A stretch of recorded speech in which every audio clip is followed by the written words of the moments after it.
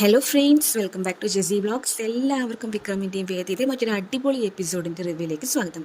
ഇന്നത്തെ എപ്പിസോഡിൻ്റെ തുടക്കം തന്നെ കാണിക്കുന്നത് നന്ദിനി ഒരു ഗ്ലാസ് ജ്യൂസായിട്ട് വേദയുടെ അടുത്ത് വന്നിരിക്കുകയാണ്. ശേഷം വേദിയോട് അത് കുടിക്കാൻ പറയുമ്പോൾ വേദ സൂക്ഷിച്ച് നോക്കുന്നുണ്ട് കേട്ടോ. അപ്പോൾ അവൾ പറയാണ്, നീ എന്തിനാണ് നിങ്ങൾ സൂക്ഷിച്ച് നോക്കുന്നത്? ഞാൻ എന്ത് ചെയ്താലും എല്ലാവരും തെറ്റായിട്ട് കണക്കാക്കുകയുള്ളൂ. ഇതിപ്പോൾ ഞാൻ അവിടെ അടിച്ചു വെച്ചത് നിനക്ക് കൊണ്ട് തന്നു എന്ന് മാത്രം. ഇതുപോലെ തന്നെയാണ് എല്ലാ കാര്യങ്ങളും എല്ലാവരും എന്നെ സംശയിക്കുന്നതും. ഞാൻ എന്ത് ചെയ്താലും ലാസ്റ്റ് അത് മോശത്തിലാക്കിയിട്ട് എല്ലാവരും സംസാരിക്കുകയുള്ളൂ എന്ന് പറഞ്ഞിട്ടും നന്ദിനി വേദയോട് പറയാണ് കേട്ടോ. അപ്പോൾ എന്താണെന്ന് പറഞ്ഞിട്ട് വേദ ചോദിക്കുന്നുണ്ട്. അപ്പോൾ നന്ദിനി പറയണം, നീ ഒന്ന് നന്നായിട്ട് ആലോചിച്ച് നോക്കിക്കുകയും, ഞാൻ നിൻ്റെ നല്ലതിന് വേണ്ടിയിട്ടല്ലേ സംസാരിച്ചിട്ടുണ്ടായിരുന്നു. ശരിക്കും ഇപ്പോൾ ഒരു വിവാഹം നടത്താൻ എന്തൊക്കെ ഒരു ചിലവുണ്ട്, അതൊക്കെ ആരും നടത്തുമെന്ന് പറഞ്ഞിട്ടാണ് വിക്രം അതിന് സമ്മതിക്കുന്ന നിനക്ക് തോന്നുന്നുണ്ടോ? പിന്നെ നിൻ്റെ അടുത്തുനിന്നോ നിൻ്റെ വീട്ടുകാരുടെ അടുത്തുനിന്നോ കാശ് വാങ്ങിച്ച് വിവാഹം നടത്താനുള്ള ആത്മാഭിമാനം ഇവിടെയുള്ളവർക്ക് ഇല്ലാതാണ്. പിന്നെ എങ്ങനെ വിവാഹം നടക്കുന്നതാണ് നീ പറയുന്നത്? പിന്നെ ആൾക്കാരെയൊക്കെ വിളിച്ചു കൂട്ടി അവരുടെ മുമ്പിൽ നാണം കിട്ടു കഴിഞ്ഞാൽ എല്ലാവരും പെണ്ണുങ്ങളെ ട്രോൾ ചെയ്യുള്ളൂ എന്ന് പറഞ്ഞിട്ട് നമ്മുടെ നന്ദിനി പറയുന്നുണ്ട് കേട്ടോ. നിനക്കറിയോ വേദേ, എൻ്റെ പേര് KT നന്ദിനി എന്നായിരുന്നു. എന്നെ പഠിക്കുന്ന സമയം പോലെ എല്ലാ കുട്ടികളും ക്ലാസ്സിലൊക്കെ കുത്തിത്തിരിപ്പ് നന്ദിനി എന്ന് പറഞ്ഞിട്ടാണ് കുറ്റപ്പെടുത്തുക. ഞാൻ എന്ത് ചെയ്താലും അങ്ങനെ ആയി പോകും, എൻ്റെ അവസ്ഥ അതാണെന്ന് പറഞ്ഞിട്ട് നന്ദിനി പറയുന്നുണ്ട്. അപ്പോൾ വേദ പറയണ, എനിക്ക് മനസ്സിലായി, നിങ്ങളുടെ ഉദ്ദേശം എന്താണെന്ന് മനസ്സിലായി എന്ന് പറഞ്ഞിട്ട് വേദ നന്ദിനോട് പറയുന്നുണ്ട്. അപ്പോൾ അതാണ് ഞാൻ പറഞ്ഞതും. അപ്പോൾ നീ അത് ചിന്തിക്കുക. മാത്രമല്ല, വിവാഹം കഴിക്കുന്ന ആൾക്ക് പോലും ഇതിൽ താല്പര്യമില്ല. നീ ഒന്ന് ചിന്തിച്ച് നോക്കിയേ, തമിഴ്നാട്ടിലാണെന്ന് പറഞ്ഞാൽ പല ആചാരങ്ങളും ചടങ്ങുകളും ഉണ്ടെന്ന് പറയാം. ഇവിടെ എന്താ ആചാരം ഉള്ളത്? ഒരു പുടവ എടുത്തു കൊടുത്താൽ കഴിഞ്ഞു.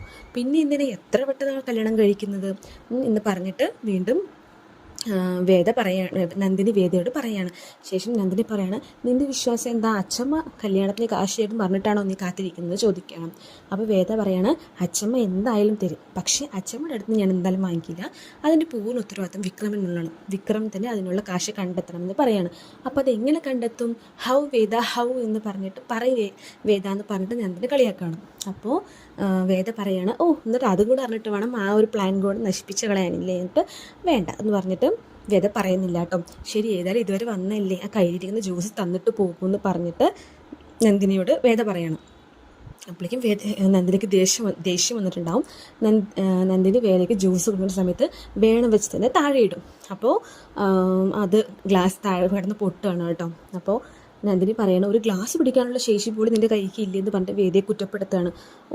ഇതിപ്പോൾ ഞാനാണല്ലോ വീഴ്ത്തിയിട്ടത്, അല്ലാണ്ട് നന്ദിനി എടുത്തില്ലല്ലോ എന്ന് പറയുമ്പോൾ, ഇനി ആ ഒരു കുറ്റം കൂടെ എൻ്റെ തലയിൽ ചുമക്ക്, എനിക്കൊന്നും വയ്യാന്ന് പറഞ്ഞിട്ടും നന്ദിനി ഉള്ളിലേക്ക് പോകുന്നുണ്ട്. പിന്നീട് കാണിക്കുന്നത് നമ്മുടെ കമലയും ശ്രീജയുമാണ്. കമലയും ശ്രീജയും കൂടെ വീട്ടിലേക്ക് എവിടേക്കോ പുറത്ത് പോയിട്ട് അകത്തേക്ക് കയറി വരികയാണ്. അപ്പോൾ സുധാകരൻ മാഷ് വീട്ടിൻ്റെ ഉമ്മറത്തിരുന്നിട്ട് പേപ്പർ വായിച്ചുകൊണ്ടിരിക്കുകയാണ് കേട്ടോ. അപ്പോൾ ഓടി വന്നിട്ട് അപ്പമോള് അച്ചച്ചനെ കെട്ടിപ്പിടിക്കുകയാണ് കേട്ടോ, അച്ചച്ച എന്ന് പറഞ്ഞിട്ടും.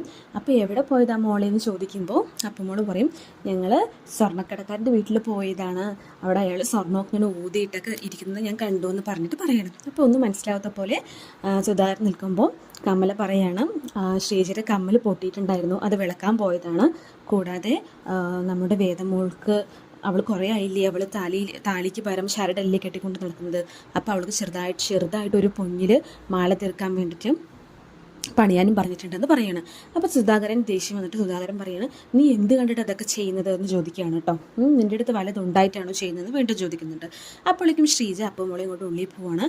അപ്പോൾ കമല പറയണം, അച്ചമ്മ എന്തായാലും അവളുടെ കഴുത്തിലൊരു മാല ഇട്ടിട്ടുണ്ട്, പിന്നെ താലി കെട്ടാനുള്ള കുറച്ച് പൊന്നൊക്കെ ഒരുക്കാനും തന്നിട്ടുണ്ട്. അപ്പോൾ അതിൻ്റെ കാര്യങ്ങളൊക്കെ അങ്ങനെ നടന്നോളും, നിങ്ങൾ അതൊന്നും ആലോചിച്ച് ടെൻഷൻ അടിക്കണ്ടെന്ന് പറയാണ് വീണ്ടും. അപ്പോൾ സുധാകരൻ മാഷ് പറയണം, എനിക്കറിയില്ല, നീ എന്തൊക്കെയോ ചെയ്യുന്നുണ്ട്, അത് എവിടെ എത്തും എങ്ങനെ എത്തുന്നതെന്ന് എനിക്കറിയില്ല എന്ന് പറഞ്ഞിട്ട് പറയണം. പിന്നീട് കാണിക്കുന്ന അകത്തേക്ക് പോകുന്ന ശ്രീജ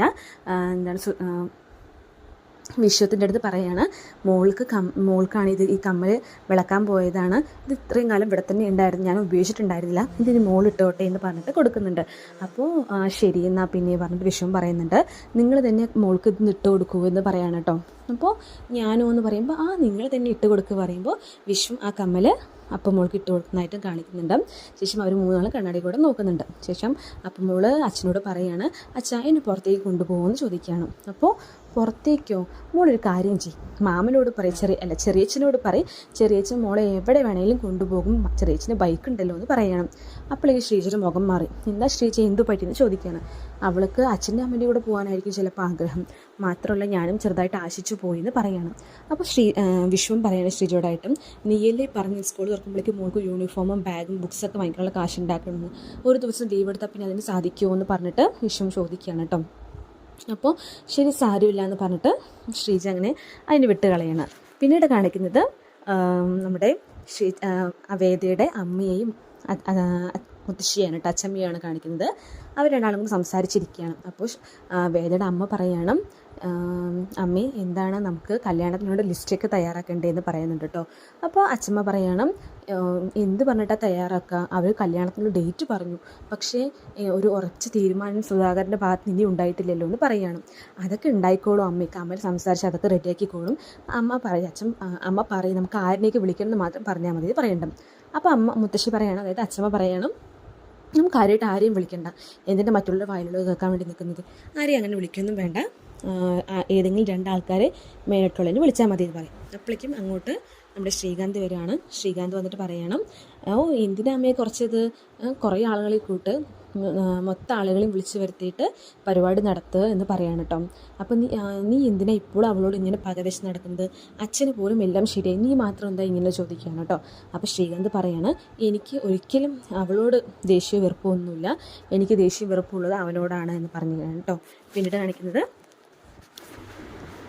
ശേഷം ശ്രീകാന്ത് അമ്മയോടും മുത്തശ്ശിയോടായിട്ടും പറയണം, ഒരു ഗുണ്ടയും അതുപോലെ തന്നെ ഒരു ജോലിയും കൂലിയും ഇല്ലാത്തൊരു ചെക്കനിക്ക് എങ്ങനെ നമ്മൾ നമ്മുടെ വേദമോളെ കല്യാണം കഴിച്ചു കൊടുക്കുന്നത്, നിങ്ങൾക്കത് ചിന്തിച്ചൂടെ, ഞാൻ അവളെ ഇങ്ങോട്ട് കൂട്ടിക്കൊണ്ടുവരാൻ നോക്കുമ്പോൾ നിങ്ങളാണെങ്കിൽ ഒന്നും കൂടെ കല്യാണം ഉറപ്പിക്കാൻ നോക്കുകയാണ് ചെയ്യുന്നതെന്ന് പറഞ്ഞിട്ടും ശ്രീകാന്ത് അവർ രണ്ടാളെയും കുറ്റപ്പെടുത്തുകയാണ്. അപ്പോൾ മുത്തശ്ശി പറയാണ്, അതിന് അവൾ തിരഞ്ഞെടുത്ത ജീവിതമല്ലേ, അത് നമുക്ക് എന്ത് ചെയ്യാൻ പറ്റുമെന്ന് ചോദിക്കുന്നുണ്ട്.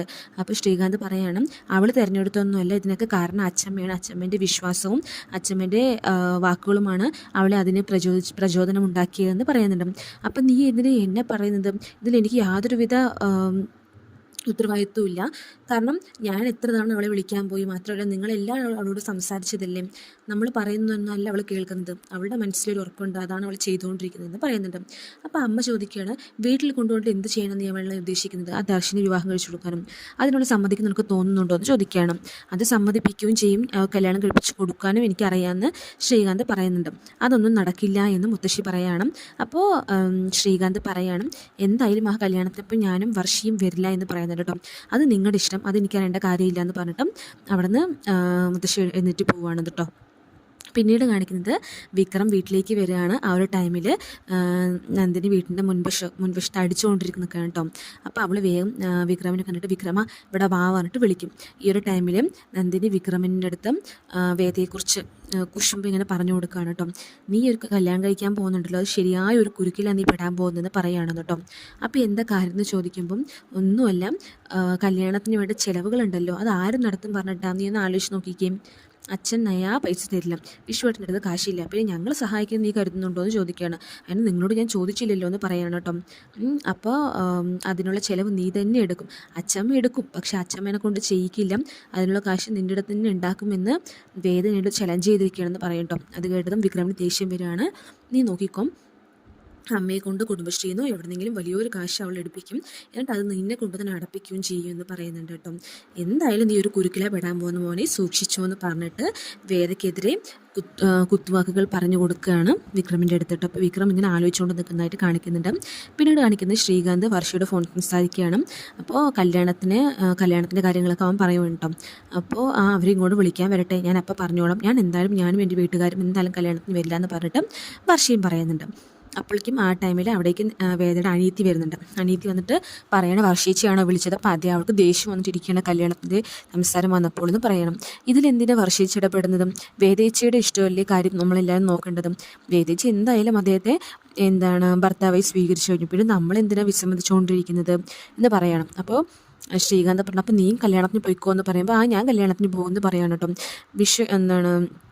ശ്രീകാന്തേട്ടൻ നന്നപോലെ ആലോചിച്ച് നോക്കിക്കുകയും, ശരിക്കും നമ്മളെല്ലാവരും കല്യാണത്തിന് പോയി ദർശനേട്ടനും കൂടെ വന്നു കഴിഞ്ഞാൽ ഈ നാട്ടുകാർ പറയുന്നതിനൊക്കെ ഒരു അവസാനം ഉണ്ടാവും, അതുമാത്രമല്ല ചേച്ചി സന്തോഷത്തോടെ ജീവിക്കുകയും ചെയ്യുമെന്ന് പറയാണ് കേട്ടോ. എന്തായാലും വിക്രമേട്ടൻ ഇവിടേക്ക് വരുമൊന്നുമില്ല, കാരണം അദ്ദേഹം ആത്മാഭിമാനമുള്ളവനാണെന്നും വേദനാനിധി പറയുന്നുണ്ട്. പിന്നീട് കാണിക്കുന്നത് നമ്മുടെ വിക്രം വന്നിട്ട് ക്യാരം ബോർഡ് കളിക്കുന്നവിടെ ഇരുന്നിട്ട് ഇങ്ങനെ ആലോചിച്ചുകൊണ്ടിരിക്കുകയാണ്. അപ്പോൾ കൂടെയുള്ളവർ പറയണം, ജോസഫൊക്കെ പറയണം, നീ എന്താ ഇങ്ങനെ ആലോചിച്ചുകൊണ്ടിരിക്കുന്നതെന്ന് ചോദിക്കുന്നുണ്ട് കേട്ടോ. അപ്പോൾ നാളെ കഴിഞ്ഞ മറ്റന്നാളെയാണ് കല്യാണം, ഇനി ഒന്നും ഒളിച്ചോടാനില്ല, നീ എന്തായാലും അവളുടെ ഒരു താലി കെട്ടിയേ പറ്റുള്ളൂ. കാരണം നീ ഇപ്പം അത്ര വലിയ ടെൻഷൻ എടുക്കേണ്ട കാര്യമൊന്നുമില്ലല്ലോ. ഒരു പ്രാവശ്യവും കല്യാണം കഴിച്ചു, രണ്ടാമത്തെ പ്രാവശ്യവും കല്യാണം കഴിച്ചു, ഇപ്പം മൂന്നാമത്തെ പ്രാവശ്യം വീട്ടുകാർക്ക് വേണ്ടി കല്യാണം കഴിക്കുന്നത് മാത്രം നീ കരുതിയാൽ മതി എന്ന് പറയണം. അപ്പോൾ അതെന്തായാലും ഞാൻ ചെയ്യില്ല എന്ന് വിക്രം വീണ്ടും പറയണം. എന്താണ് ഇപ്പോൾ അതിൽ സംഭവിക്കാൻ പോകുന്നത് പറയുമ്പോൾ ജോസഫ് പറയണം, എന്തായാലും ആ കല്യാണം നടന്നു കഴിഞ്ഞാലും അവൻ വേദയുടെ സ്വന്തമാകും. അതോടുകൂടി വേദ പറയുന്നതൊക്കെ കേട്ടിട്ട് അവനിക്ക് അനുസരിക്കേണ്ടതായി വരും. അതുകൊണ്ടാണ് അവൻ ഈ കല്യാണത്തിൽ നിന്ന് പിന്മാറണം എന്ന് പറഞ്ഞുകൊണ്ടിരിക്കുന്നത് എന്ന് ജോസഫ് പറയാണ് കേട്ടോ. അപ്പോൾ വിക്രം അത് തന്നെ ആലോചിച്ചുകൊണ്ടിരിക്കുന്നതായിട്ടാണ് കാണിക്കുന്നത്. താങ്ക്